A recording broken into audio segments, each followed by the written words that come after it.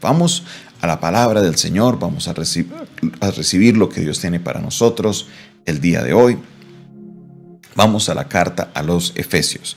Carta a los Efesios capítulo 5. Carta a los Efesios capítulo 5. Vamos a leer del versículo 3 en adelante. Carta a los Efesios capítulo 5, versículo 3 en adelante. Y dice la palabra de Dios de esta manera: pero fornicación y toda inmundicia o avaricia, ni aun se nombre entre vosotros como conviene a santos, ni palabras deshonestas, ni necedades, ni truhanerías, que no convienen, sino antes bien acciones de gracias. Aquí en esta porción continúa el apóstol Pablo hablando a la iglesia de Éfeso con respecto a unos comportamientos que se podían dar mucho entre la comunidad de los gentiles, y que ellos ahora, al recibir a Cristo, al ser transformados por la palabra, deben de cambiar. Hay cosas que ya no deben de suceder. Por eso arranca este capítulo, aunque Pablo no lo escribe en capítulos, pero al arrancar esta sección del libro, arranca diciendo: sed imitadores de Dios como hijos amados. En otras palabras, si somos hijos, debemos tener una serie de comportamientos que reflejan quién es nuestro Padre. Entonces, lo primero que lo veíamos, y era el día de ayer, era que era el amor, como la entrega de Cristo hacia nosotros. También nosotros debemos entregarnos ante el Señor como sacrificio y ofrenda en olor fragante. Ahora entra en los comportamientos que no se deben tener. Primero nos dice lo que sí se debe hacer, y ahora habla de primero: fornicación, toda inmundicia o avaricia, ni aun se nombre entre vosotros como conviene a los santos. Entonces, primero nos está hablando de la fornicación. Cuando la Biblia nos habla de este tema de fornicación, está mencionándonos lo que es la inmoralidad sexual.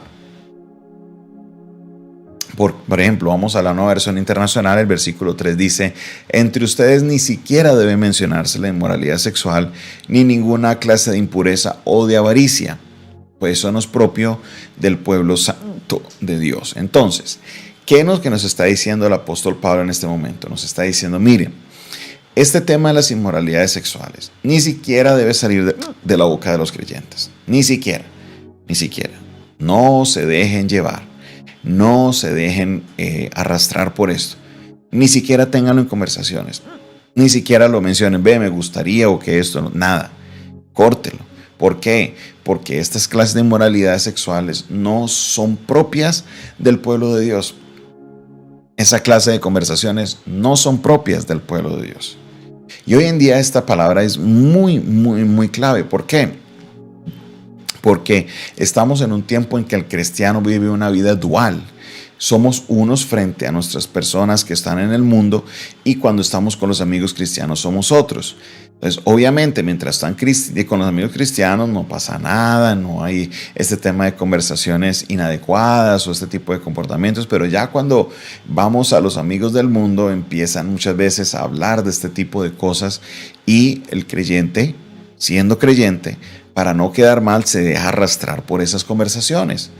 Entonces, cuando habla de fornicación, no solamente está hablando de todo lo que tenga que ver con lo que es sexo fuera del matrimonio. No, lo que está diciendo es toda inmoralidad sexual. O sea, cubre fornicación, cubre adulterio y cubre todo otro comportamiento que moralmente no esté de acuerdo con lo que la palabra de Dios nos habla. Entonces, nos dice: mucho cuidado con esto, no lo hablen, no lo digan, no lo piensen, aléjense de eso, porque esto no es propio de los hijos de Dios.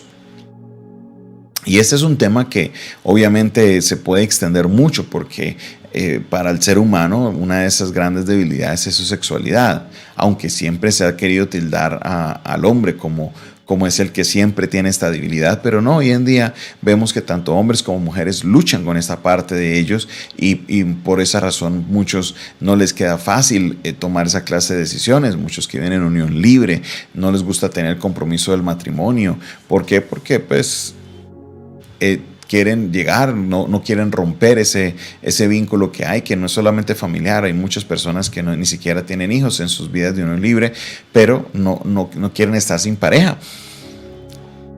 Esto la Biblia es de esto lo que está hablando. Está hablando de toda inmoralidad sexual. ¿Por qué? Porque dentro de la Biblia lo que es el contexto del sexo debe darse solamente dentro del marco del matrimonio. Entonces, por esa razón necesitamos alejarnos de este tipo de conductas porque no son propias de los hijos de Dios. También nos habla de toda inmundicia. Aquí en la Nueva Versión Internacional habla de impureza o de avaricia. En la traducción viviente vamos a consultarla a ver qué palabra nos da para la inmundicia.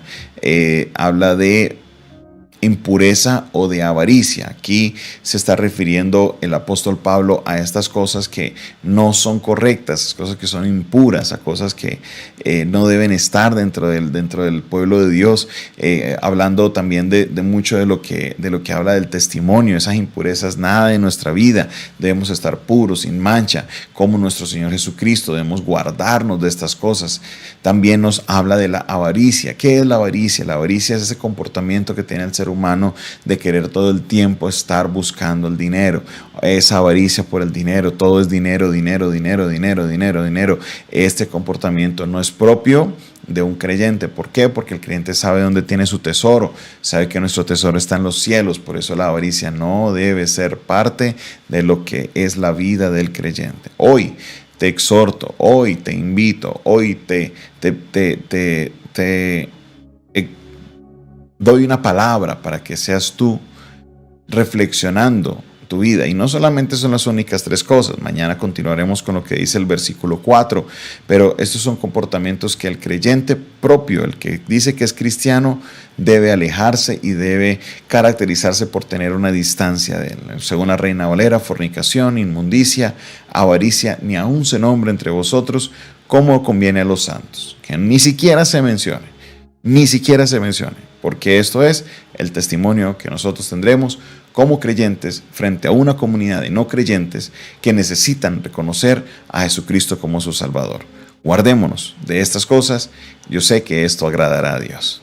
Padre Celestial, bendecimos tu nombre, yo sé que estás obrando en nuestras vidas, transformándonos, y te pedimos, Señor, que en este día seas tú glorificándote, Señor, en nuestra vida, que seamos nosotros ese buen testimonio, ese buen ejemplo como pueblo tuyo que somos, para anunciar las virtudes de aquel que nos llamó de las tinieblas a su luz admirable. Señor, que esta palabra llegue a nuestras vidas y que podamos, Señor, cortar toda clase de comportamientos indebidos, de toda inmoralidad sexual, de toda inmundicia. Señor, que toda avaricia, Señor, pueda salir de nuestra vida, porque nuestra mirada está enfocada en lo correcto, Señor. Nuestra mirada puesta en nuestros ojos puestos en Jesús, el autor y consumador de la fe.